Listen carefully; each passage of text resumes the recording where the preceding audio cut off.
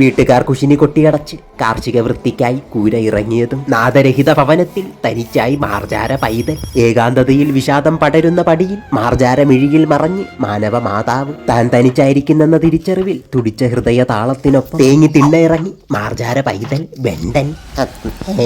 വെണ്ടന്റെ വിളിയല്ലേ അത്?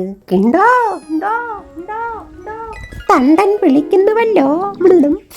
നാരീവിജനവാടിയിൽ മാർജാരമൊഴിയിൽ മാണ്ട് മൂവരും ഒത്തുകൂടിയത്. തള്ള എവിടെയോ ഇറങ്ങി പോയിട്ടുണ്ട്. അപ്പോ അത് തന്നെ. ആസൂത്രിത അങ്കണത്തിൽ മെടഞ്ഞ പദ്ധതികളുമായി തണ്ടകിണ്ട വെണ്ട സംഘം ലക്ഷ്യലബ്ധിക്കായി ആലയം കയറി പരിവാരങ്ങളെ പടിക്കൽ കാവലാക്കി കാർമികത്വം സിരയിലേന്തി കുശിനിയുടെ കവാടം കുത്തി കുതിറി കടന്ന് വെണ്ടൻ നിർജ്ജനതയിൽ ഏകനായി തന്റെ ലക്ഷ്യത്തെ നാസികയിൽ ലാളിച്ച് കടമ്പകൾ കടന്ന് കറിച്ചട്ടിയിൽ കണ്ണ് കടഞ്ഞ് കാമ്പിനടുത്തെത്തിയ വെണ്ടൻ മോഹമന്തനായി ചട്ടിയിൽ വിരവിയ കയ്യിൽ കേതു തടഞ്ഞതും വിടർന്ന മിഴികളിൽ വസന്തം തിരിയിടുന്നു. എന്നാൽ ഇങ്ങ് പിന്നാമ്പുറത്ത് വീട്ടുകാരെത്തി. അമ്മയ്ക്കോ?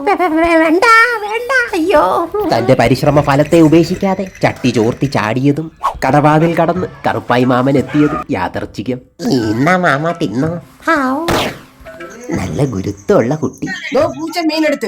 തല്ലല്ലേ തള്ളേ. നിന്നെയൊക്കെ ഒരു കാര്യം ഏൽപ്പിച്ച ഒരവസരം കൂടെ തരുമോ?